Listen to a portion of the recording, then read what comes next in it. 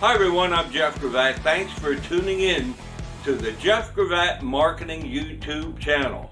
Big news out of Wall Stadium this week as the pandemic seems to be slowing down and things are opening up. Wall Stadium announced several practice dates. They've already had a tire and tech session. Practice starts this coming weekend on Saturday. Your best bet is to go to wallspeedwayracing.com to get all the details and all the regulations. Again, there'll be several practice sessions, and I'm hoping it's leading up to Saturday night stock car racing. Again, wallspeedwayracing.com is where you'll get all the information. By the way, bookmark that site so whenever you need Wall Stadium information, there it is on wallspeedwayracing.com. Now this week on the Jeff Gravatt Marketing channel, we have another edition of Let's Go Racing. This one goes back to September 19th, 1998. It was track crew night at the Speedway, and I gotta say my good friend Bill Doyle, who did so much camera work on this show, hosted the open of the show. You'll enjoy that. Also on this week's edition, you'll see an interview with modified driver Dan McLaughlin Jr. Parker Bohn, auto racing legend, talks to Harry Hurley, plus many other great racers.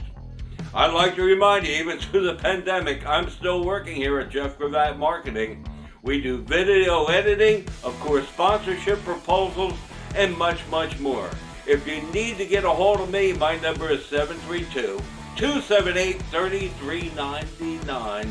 Also, I invite you to check out my website at jeffgravatt.com. Again, I'm Jeff Gravatt. Thanks for tuning in. A lot of great action coming up this week on Let's Go Racing. My name is Bill Doyle. I'm usually on the other side of the camera, but tonight we're going to do something different because tonight is the track crew night. They're sponsoring the trophies for tonight's racers, and all the future winners are going to get a trophy just from this track crew.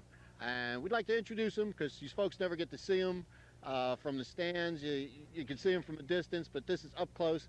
You know who they are, and I'm going to have them introduce themselves. Ricky from Hal. And let's see, we got Mike Grattan from Wall. Been here 3 years. I'm Jay Van Noord. I've been here for 2 years. Hi, I'm Bruce, Mr. USA 7. I've been here 10 years. I'm Kirk Van Noord. I've been here for about 5 weeks. And I'm Bob Menschner. I'm the granddaddy of all here, and I've been here. This is my 31st year.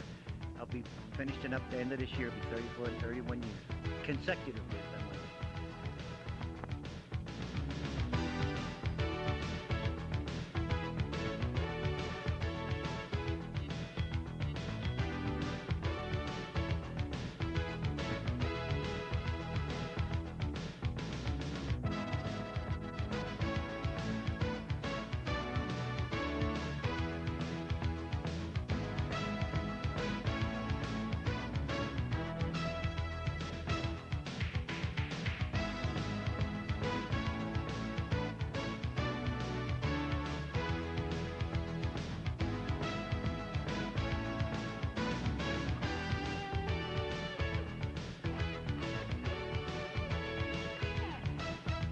I'm Jeff Gravatt. Thanks for tuning in to TV34's Let's Go Racing.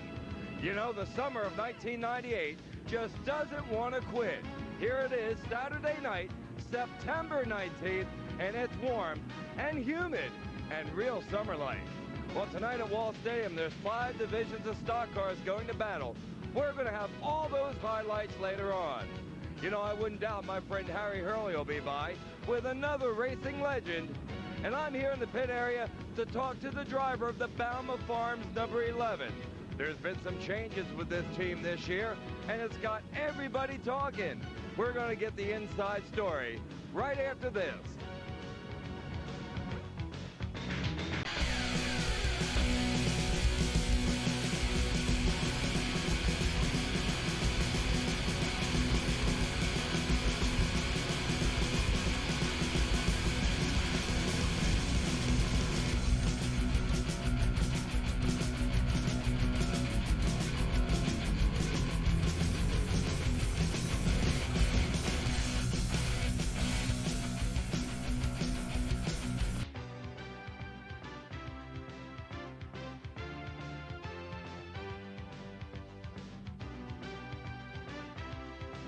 You know, there have been some big changes with car number 11 in the modified division. They started out early in the season, apparently weren't happy with the performance, and they've made some changes here at the end of the year. Now, one of those changes was the installation of Dan McLaughlin Jr. behind the wheel of the 11. Dan, thanks for coming on TV 34's Let's Go Racing. How'd this all come together? How'd you get the ride in car number 11? Well, to be honest, I didn't have a ride. My motor broke in my car, and I didn't have a ride. And I had been talking to Robert Schlettweg, who was driving the car, and he said, you ought to come up to the track and get your face seen. If people, you know, they forget about you if you're not around. So I started coming up to the track, even though I didn't have a ride. And then one week they didn't show up, and then the next week Scotty called me up and they asked me if I wanted to drive the 11 car. Was that a surprise to you? Had there been any rumors? Was there any talk that you may have the opportunity to drive this car? No, there was no rumors. It came right out of the blue. Scotty called me at home, and you know, I see Scotty sometimes during the week. We do business together, but outside of that, no, he had never even given a hint. All right, now you've been in this car a couple of weeks. From the grandstands, looks like a quality car. Is it a quality car? Is there a quality crew? Yeah, this is an awesome car. It's an awesome team.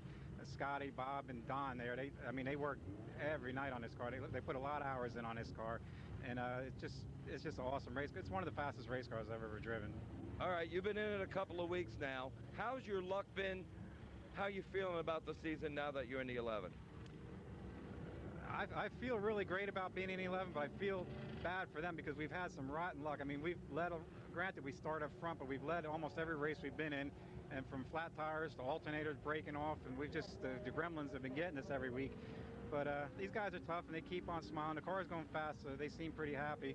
Mr. and Mr. Balma seem they're 100% behind us, so as long as everybody's smiling, we'll keep going.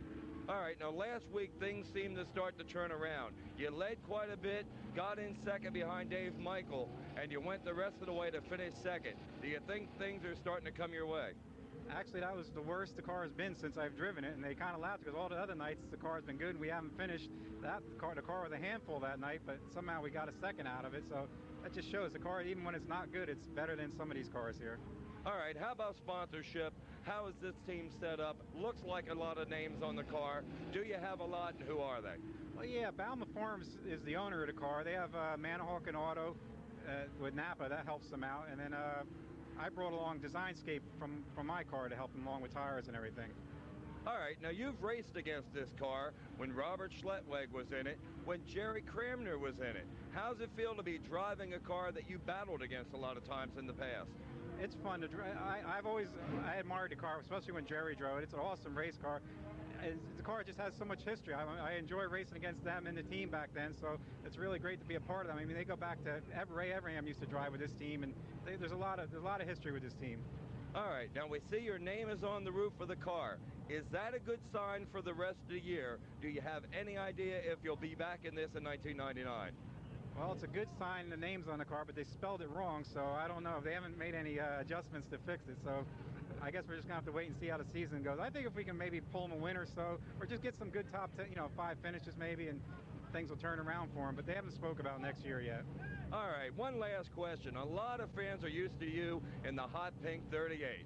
You're the Pink Panther. Where's that car now? What are your plans for that car? The Pink Panther's on jack stands right now, just catching a breather, and I guess we'll wait till the winter time and see what goes on with the 11 team, and if they care to team up with me again next year, then we'll have to decide what we're going to do. All right, one last question. You're wearing that Pink Panther uniform here, the hot pink on the white driving suit. Would you like to buy a blue and yellow one to start off the 99 season? Yeah, that'd be the first thing on my Christmas list.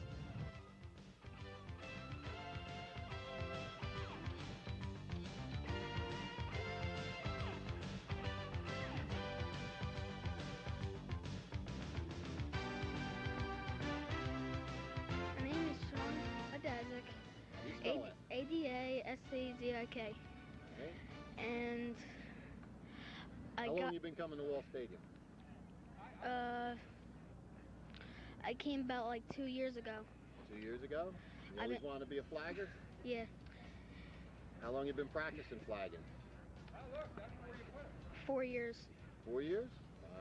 You should be in good enough shape to work with me. There you go. You'll be working with Floyd pretty soon. Now, this is Parker Bohn, one of the true racing legends of stock car racing throughout the whole East Coast. Parker, I saw quite a story about you in Trackside magazine this week with a nice picture of it. You have any comment on it? Yeah, I wished I knew who wrote the story because it's all wrong. Well, what's wrong about it, Parker? It's very flattering to you. Yeah, but he said that Carl Gardella made the engines. Carl Gardella never made an engine for that car. Tom Skinner made them. Tom Skinner helped Carl before he got out of the Army making them. And then he continued making them. And the story is all wrong. And he also had, where my grandson is a fan of mine, I had him down here once. And he says, we crazy. He says, you get out there and risk your life. He says, I'll take bowling any day. And he's probably made more bowling in one match than you made in your life racing. You better believe it. And right now he's in first place over in Japan. Yeah, I read about it in the paper. We all wish him luck. Yeah, he bowled 200-300 games this week, too. Well, maybe we can get him here for the Turkey Derby or something and make him the Grand Marshal. If he's in the States, he goes all over. This past summer, he was in Japan early in the summer, Korea, and some other country over there. That's wonderful, isn't it, really? Yeah, he sees the world, I'll tell you, and he's having a lot of fun doing it. Well, I'm an ex-bowler, and every time I see he's on, I make sure I watch the matches. And I'm rooting. I'm always watching them, yeah. Well, listen, Parker, what's this I hear the story about now that if Skinner had put that car back out in the track, you could beat any of these guys out here today? Oh, I'll tell you what, they'd have an awful job beating it. How big a motor did you have in that thing? It was 6-cylinder too, wasn't it? Yeah, straight 6, 320 cubic inch was the biggest it ever was. And you won a lot of races with that? A lot of races. Took Sportsman Championship 6 different times. Took Modified Championship here in Wilmington, Delaware. Oh, a lot of places. Well, you know, Tony, our fellow was a cameraman there. He says he remembers seeing you as a little bitty kid racing out in Allentown, Pennsylvania, some horse track. That's right. We was out there a couple times. Do you race all over the East Coast, did you, Parker? Nazareth. We went up and down. Furthest south I went was down in Moyac, North Carolina. And raced all the way up at Buffalo, New York. And you never made the Daytona on the beach then, huh? No. Hey, that takes money to go down there. We never had that kind of money. We was workers, you know. Well, how many years did you race, Parker? Well, I started in 1950 and raced until I quit here. And when was that? I don't know, 87 or something. I'd race yet if he had the engine to get on the car. Well, we're talking to him, but we don't seem to be getting too far.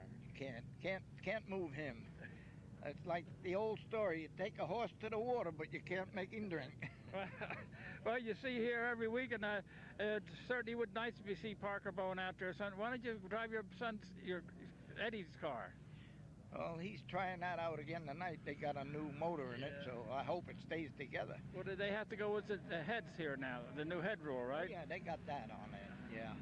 Yeah, it's all together. If they put it together right, they got good stuff in it, but the thing is putting it together right. Well, you got you race, your son races now. You got any other racers coming up? Hey, Eddie's boys, they're the ones. You ought to see them. The little 7-year-old, they had go-karts first, then they went to motorcycles.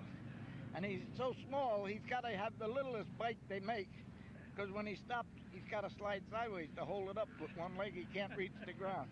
But fast, oh man, they all race. And they make these jumps, everything, and they ain't afraid of nothing. Well, racing's a great sport, let's put it that way. We know it's the largest spectator sport in the world, and it's people like Parker Bohn that help make it that way. Yeah. I have a 4-acre field in back of the house, and I got a road all the way around it. That's where they go running. Every day they get out there, they race. You got no road for the stock car back there? No. Just the go-karts or the motorcycles. They rather have the motorcycle. You know, and I'm thinking about this. Maybe I can show why we're talking that new modified you got that I have a picture of that I've showed you. And modified is in the barn. No, I'm talking about the picture I got of your modified. Oh, that one, the old coupe. Yeah. Maybe we can show a picture of that one. Well, listen, Parker, it's people like you that have made the sport what it is today, and I thank you so much for coming on Let's Go Racing. And thanks for having me. I hope the camera didn't break. No, the camera didn't break. And ladies and gentlemen, as I said many times before, there's no place like Wall Stadium on a Saturday night, and Parker Bohn is an example of that. And be the good Lord willing, we'll see you all again next week. Yep. The local auto racing world was saddened when on Sunday, September 12, 1998, race driver and car owner Jerry Rees passed away at the age of 56. Reeves was born and raised in the southern portion of this country and spent most of his time in the Fayetteville, North Carolina area. In 1965, he moved to New Jersey and very soon found his way to racing at Wall Stadium. Reeves was a longtime competitor in the modern stock division and won main events there in 1989 and 1990. He continued to race a few more years before his son Kenny Reeves took control of car number 88. The Speedway has lost a great man and a great driver, and observed his passing with a moment of silence on Saturday night. Former race driver and car owner Jerry Reeves, dead at 56.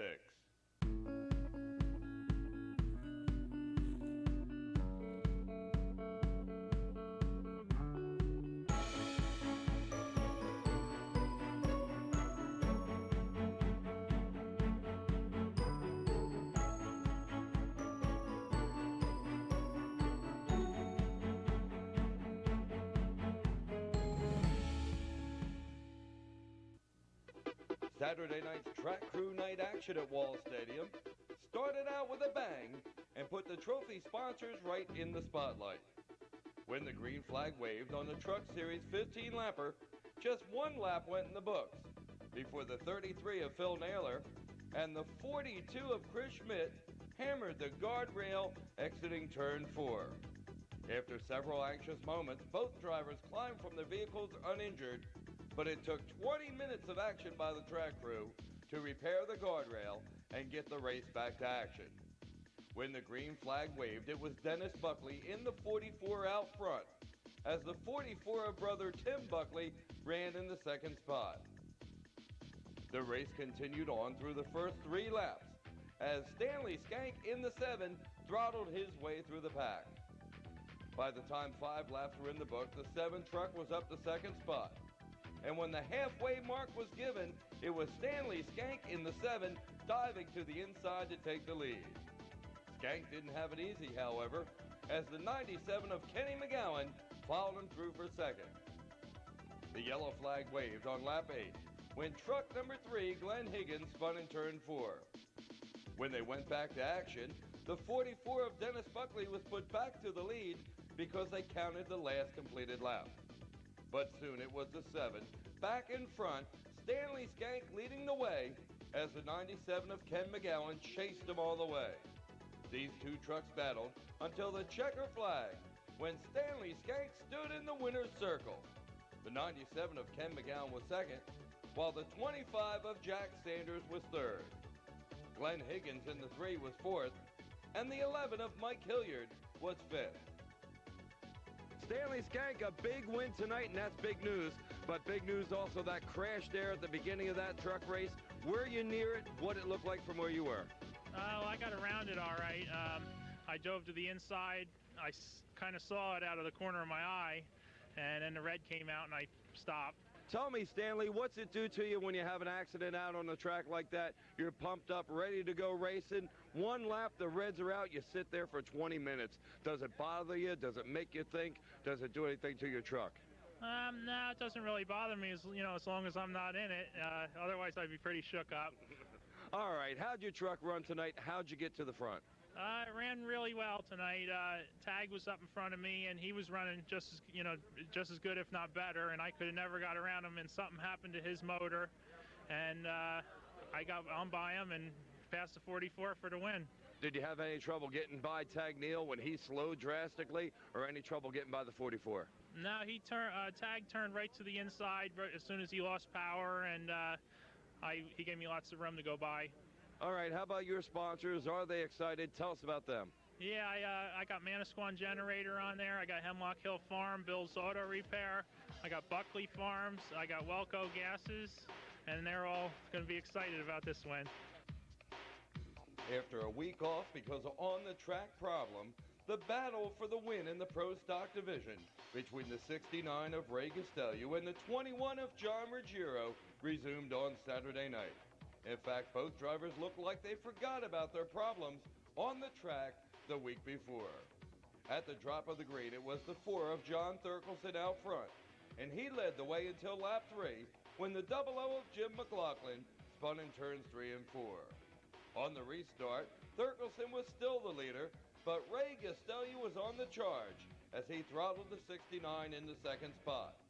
On lap 8, Gastelu dove to the inside to take the lead, but when the yellows waved for the spinning 55 of Rob Williams, Gastelu was put back to second place. That didn't last long, however, as on the restart, Ray Gastelu rocketed to the lead with just 8 laps in the books.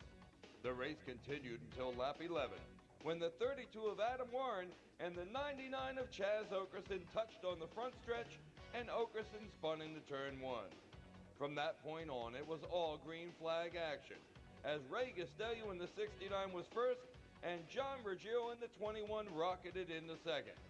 These two warriors battled for the win all the way to the checker flag, but it was Ray Gastelu, the point leader in the 69, grabbing the win.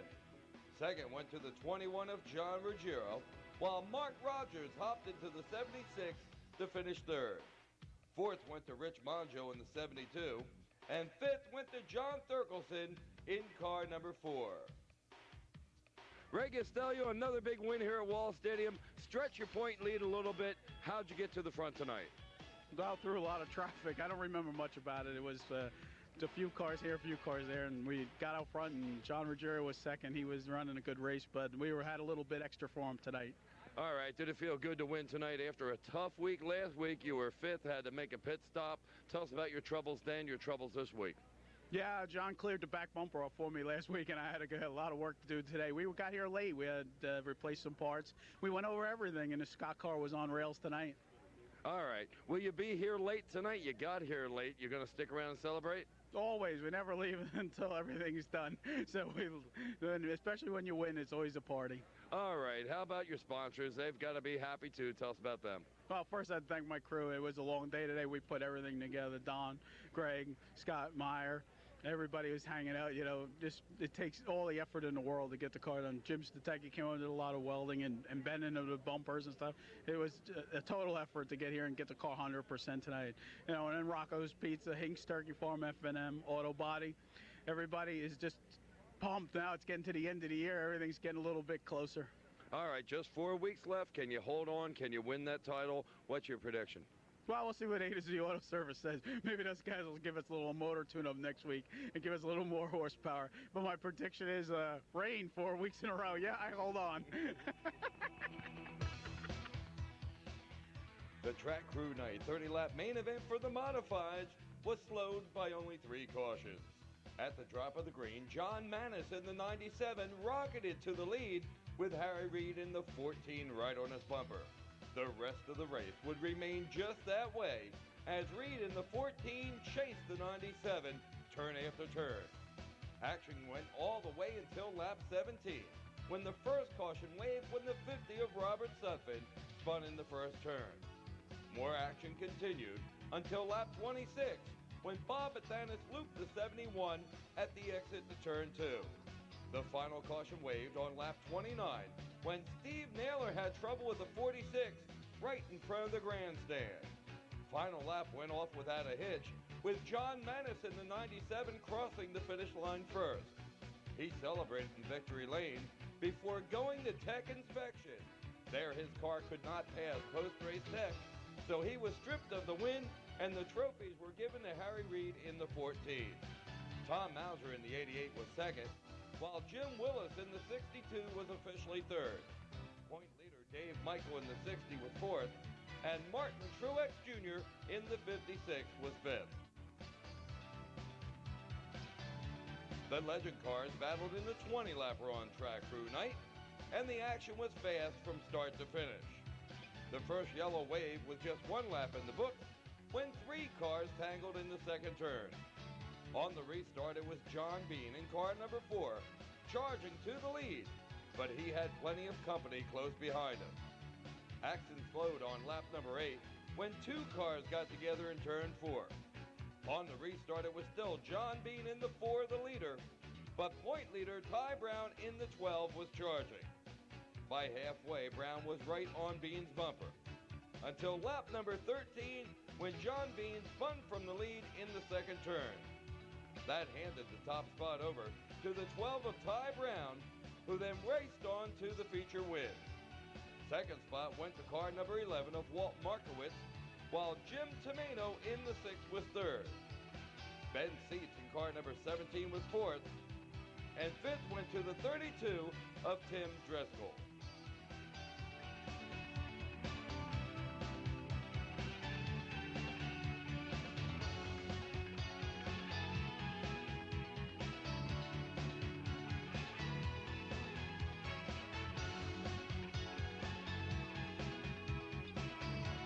The street stocks really gave the track crew a workout during their 20-lap nightcap.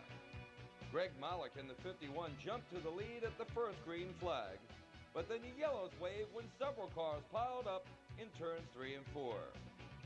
On the restart, it was a side-by-side battle between Malik's number 51 and the 84 of Lee Pelton, before the 56 of Rob Silver stopped on the backstretch. The battle for the lead continued on the restart, but Tommy Farrell stopped the action quickly when he slammed the guardrail exiting turn 2. Action finally got underway after that caution, with the 32 of Dan Kirshner charging to the front. But then a wild front stretch scramble threw the yellow flag once again. On the restart, it was Carl Thomas in the 91 charging to the lead. But then more trouble developed when two cars tangled in turn 4. Both the 21 of Tracy Schoaf and the 17 of Bob Howard were out for the night. Carl Thomas was still the leader on the restart, and he stretched an advantage through halfway. Meanwhile, point leader Craig Wallace in the 77 was charging through the packet in the second. The final yellow waved on lap 17, when Mike Shea spun the 57 in turn 2. From then on, it was Carl Thomas out front in the 91, although the 77 of Craig Wallace was right on his bumper. When the checker flag waved, it was Thomas and Wallace 1-2, while the battle for third was a good one. Bill Vanderveen in the 19 got the spot, while point challenger Joe Maggio in the 90 was fourth, and the 32 of Dan Kirshner was fifth. Carl Thomas, you've done a lot of racing, a lot of winning, but it looked like you were excited about this victory tonight. You took that backwards victory lap. How good does it feel to win here tonight at Wall Stadium? Real good. We needed it bad. Been working hard on the car. Jimmy needed it bad, and it was a tribute to Bobby Sr., a win. A guy I used to work with every day. Helped me on and off the track. Anytime I needed anything, he would do anything for me, any time of the night, anything. And I'm glad to see Jimmy get a win. He's been here 7 years and no win. And I'm sure he's happy to get a win tonight. And I'd like to thank all the guys that helped me from the yard. Steve, Bobby Jr., Steve Gretzky, Rob Heyer, my father, and all the sponsors that help out with Jimmy on his car and everything. And everything turned out good tonight. For a while there with all those cautions, I didn't think I was going to win it. You know, you seem emotional. Does it mean a lot to you to drive that car that was so closely associated with Bob Howard Sr.? I think it's only right that, I drive it. They had some other people in there, but, it meant a lot. Every time Bobby was sick, they always said, get Carl in the car. And it did mean a lot to me. That's why I wanted to drive it. And we've been working hard on it, and I wanted to get a win real bad. How about that 91? How was it running tonight? You've mentioned it's been fast. We've seen it, but you've had problems, too. How was it tonight? It was good. We still got to get a little faster. Over the years, these cars got really advanced, and there's a lot of fast guys. And, everything just worked out. Everything fell into place for me tonight with the right cars and the cautions, and we pulled it off. All right, here's a question. You had a big lead. Car running real well. Late in the race, a yellow flag waves. Craig Wallace right on your bumper on the restart. What goes through your mind? What are you thinking when you see that yellow flag? I was not too happy when I seen the yellow flag. And for Craig to be behind you, he's like one of the best here. And now I'm thinking, all right, what am I going to do to hold him off? I want this win bad. And like my father always told me, just stay low. If they want the outside, give them the outside. And that was it. All right. Did you feel out there tonight, you raced to the win, maybe Bob Howard Sr. was in that car with you? Oh, most definitely. I think he was looking down for me today. We won the heat. I said, it's a good sign. And I think Bobby's happy right now.